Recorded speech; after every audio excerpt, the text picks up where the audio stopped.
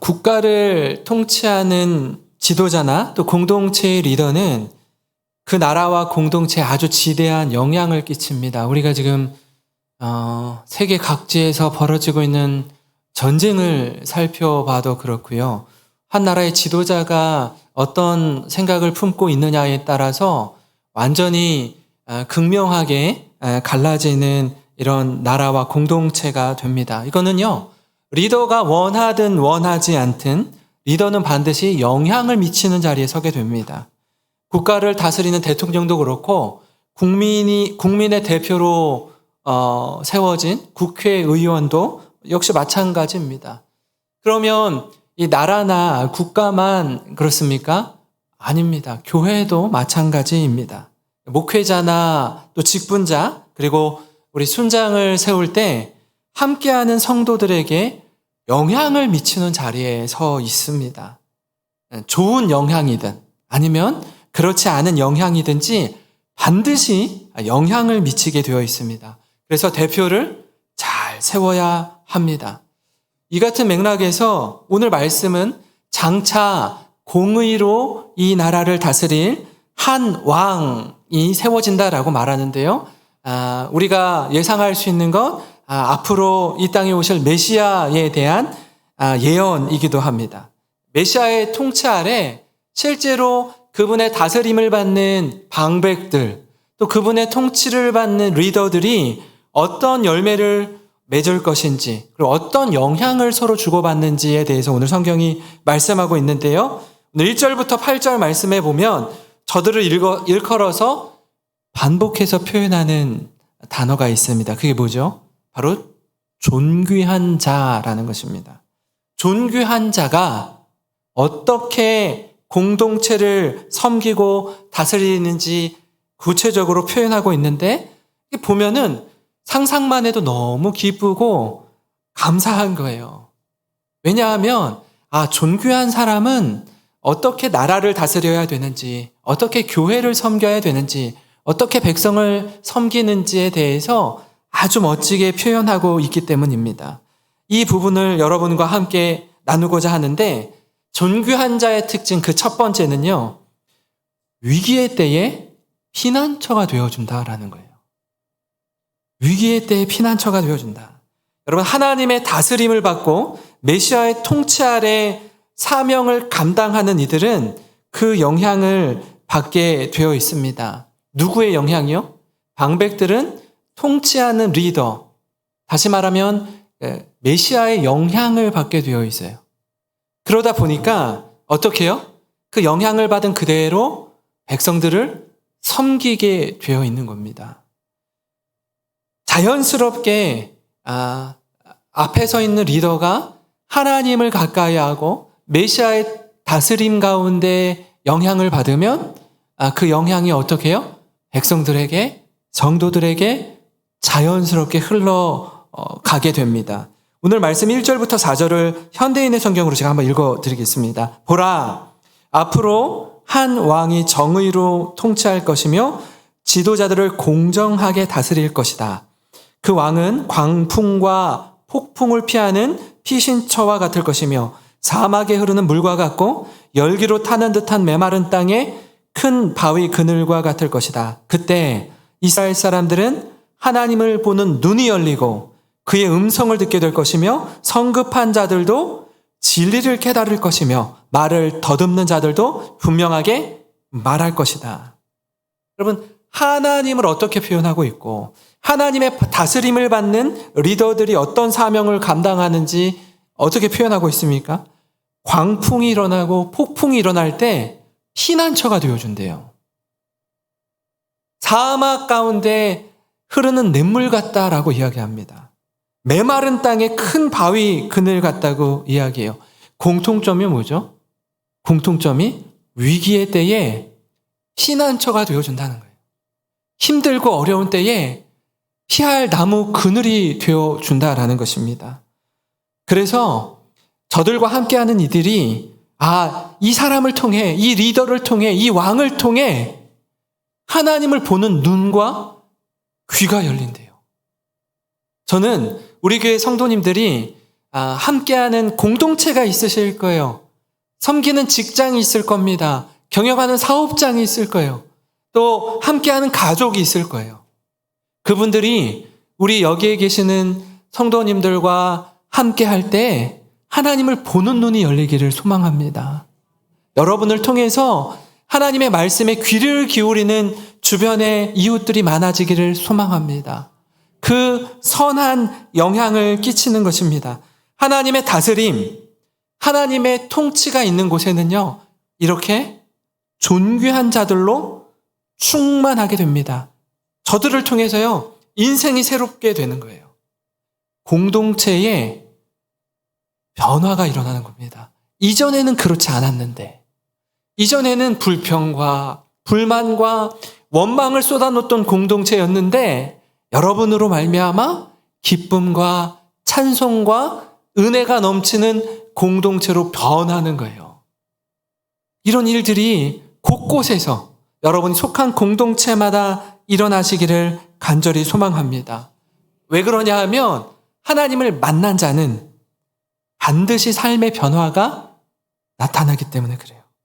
예수님을 만나기 전과 예수님을 만난 후가 다르게 됩니다. 같을 수가 없습니다. 왜 그렇습니까? 인생의 주인이 바뀌었기 때문에 그래요. 전에는 내가 내 인생의 주인이 되어서 살았는데 이제는 내 인생의 주인이 하나님이 되셨기 때문입니다. 그래서 말하는 것이나 생각하고 행동하는 모든 영역에 어떤 때에는 나 자신도 몰라볼 만큼 놀라운 변화가 일어나요. 사람들이 뭐라고 얘기하냐면 나는 잘 의식하지 못하는데 사람들이 우리를 보면서 김 집사님 많이 달라졌어요.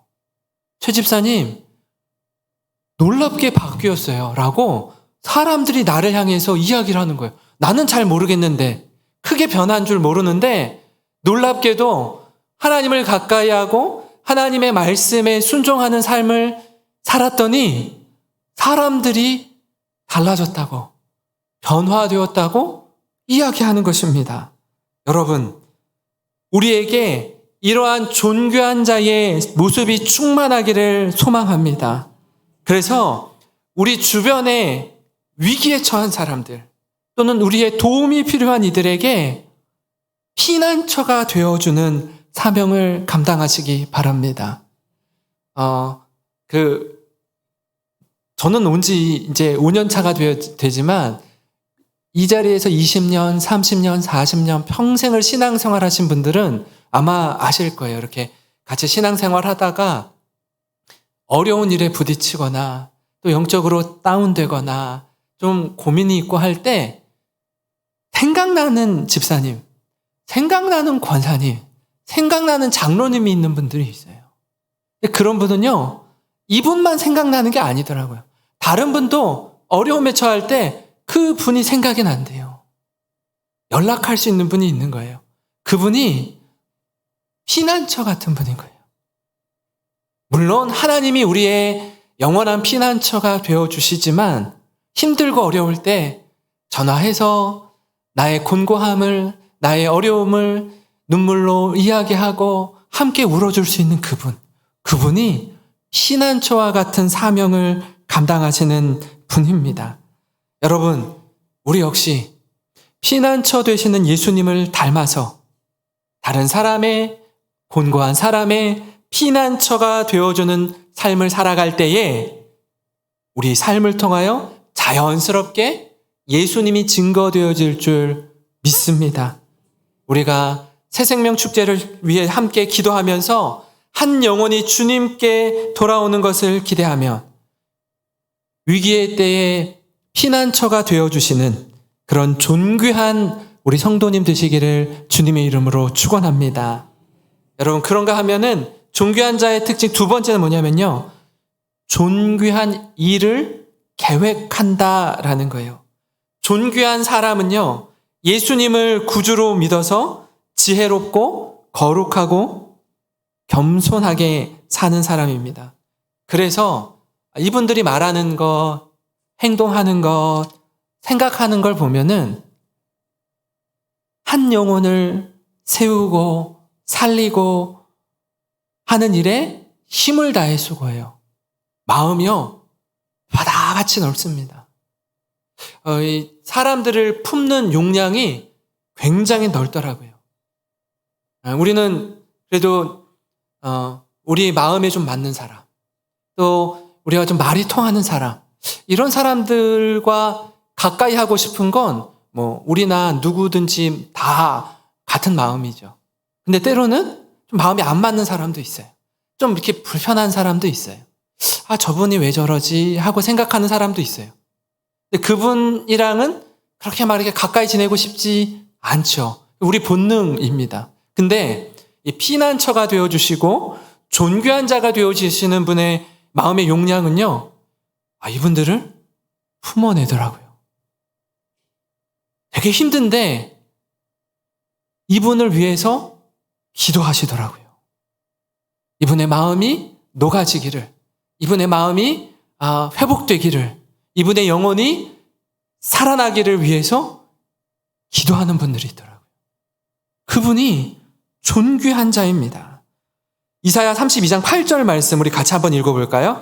시작. 존귀한 자는 존귀한 일을 계획하나니 그는 항상 존귀한 일에 서리라. 아멘.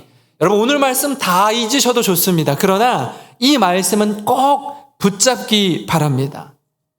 왜냐하면 우리가 다 읽지는 않았지만 오늘 본문에 어리석은 자, 악한 자의 모습은 지금 말씀드린 존귀한 자의 모습과 아주 정반대의 모습을 기록하고 있습니다.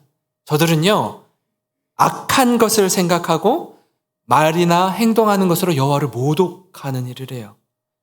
게다가 굶주린 자가 있는데도 불구하고 먹을 걸 주지 않습니다. 목마른 자에게도 마실 걸 주지 않아요. 거짓말로 가난한 사람을 파멸시키고 그들이 받은 말을 해도 궁지에 몰아넣습니다.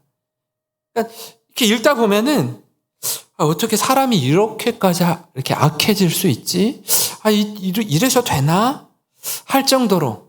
그리고 더 나아가서 악한 길로 행하고 악한 일을 행하고 있는데도 불구하고 자기 자신은 깨닫지 못해요. 내가 지금 뭘 잘못하고 있는지를 몰라요, 본인은. 그리고 스스로 잘하고 있다라고 생각합니다. 여러분, 우리 주변에도 가끔 이런 사람들이 있습니다. 분열을 일으키고 악한 말을 쏟으면서 위기에 처한 자를 자기의 피난처가 되는 것이 아니라 저들을 방관하고 있으면서도 정작 자신이 뭘 잘못하고 있는지 몰라요. 여러분, 자각하지 못한다라는 게 이게 얼마나 무서운 것인지 모릅니다. 암이 왜 무섭죠? 암. 우리 성도님들 가운데서도 또 저희 부모님도 암에 걸려서 암 투병을 하고 이렇게 할 때 암이 무서운 거는요, 암의 증상이 자각되지가 않는 거예요. 안 아파요, 안 아파. 아파야 병원을 가서 진료를 받을 거 아니에요. 아프지가 않기 때문에 내 몸에 암에 걸렸는지를 몰라요. 언제 알아요? 그냥 뜻하지 않게 건강검진 받으러 갔다가 뭐 국민건강보험에서 이렇게 검사 받으라고 하는데 뭐 늘 안 아팠거든요. 뭐 특별한 질병이 나오지 않았단 말이에요. 근데 이렇게 그냥 우연히 갔다가 저희 어머니 같은 경우는 친구가 유방암 검진을 받으러 가는데 그럼 나도 같이 갈까? 그리고 그냥 따라갔어요.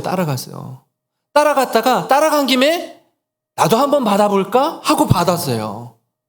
그런데 친구분은 건강하게 진단이 됐고 그냥 따라가서 그냥 얼떨결에 진료를 받은 저희 어머니는 암이라고 진단이 나온 거예요.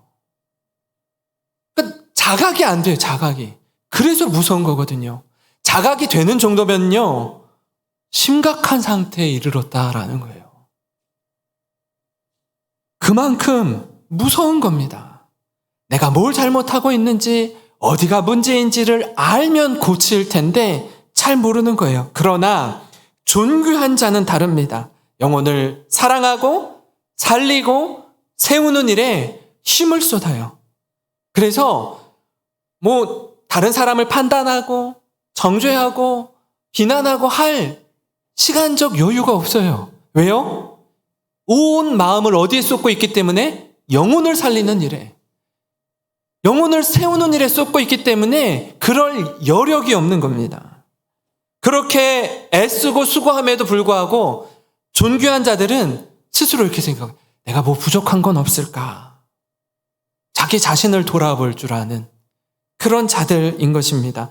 놀라운 일이죠. 여러분, 존귀한 자와 악인의 길은요, 그 결이 달라도 너무나 다릅니다. 여러분, 이 모습을 묵상하면 우리가 그리스도인으로 어떻게 살아야 하는지, 어떤 선택을 해야 하는지 아주 선명하게 드러나게 마련입니다. 사랑하는 성도 여러분, 우리 삶에 이 존귀한 자의 모습이 충만하기를 소망합니다. 위기에 처한 자들에게 피난처가 되어주시기 바랍니다. 저들에게 조금이라도 도움이 되고 힘이 되어주는 우리 모든 성도님이 되셨으면 좋겠습니다. 우리가 있는 그 자리에서 힘을 다해 섬길 때에 하나님께서 놀라운 그 섬김의 기쁨과 열매들을 맛보게 해주실 것입니다. 여러분, 신기하고 놀라운 비밀 중에 하나는 뭐냐면 내 것을 나누고 베풀고 사용하는데, 섬기는 일에 쓰는데 희한해요. 그 누구도 알 수 없는, 세상 사람들은 도저히 깨닫지 못하는 그런 감격과 은혜를 누리는 거예요. 이거는요, 하늘의 비밀입니다. 저는 이처럼 존귀한 성도들을 볼 때 얼마나 감격하고 감탄하는지 모릅니다. 하나님 앞에서 힘을 다해서 연약한 성도들, 어려움에 빠진 성도들을 땀을 흘리고 자신의 물질을 사용하면서 섬기는데, 제가 그분들의 얼굴을 이렇게 보면은 이분들이 정말 땀방울이 막 엄청 맺혀 있는 상태로 헌신하고 수고하면서도 얼굴빛이 해처럼 빛나더라고요. 내 시간, 내 물질, 내 노력을 다하여서 섬기는데 어떻게 저럴 수 있을까? 세상 사람들은요, 전혀 알지 못하는 그 기쁨을 누리고 있더라고요. 그렇게 아름답게 미소 짓는 모습을 볼 때 얼마나 감사하고 또 감사한지 모릅니다. 저는 우리 영생교회 믿음의 공동체가 해를 거듭하면 할수록 영생교회 어떤 성도님이 되었든지 늘 말씀드리는 것처럼 여러분 한 분 한 분이 움직이는 교회, 영생교회 대표 성도님들이신데, 누구를 만나도, 누구와 대화해도, 누구와 함께해도 역시 영생교회 성도님들은 다르구나. 정말 하나님의 은혜를 충만히 누리는 그런 주님 닮은 제자로 살아가시는 우리 모든 성도님 되시기를 주님의 이름으로 축원합니다.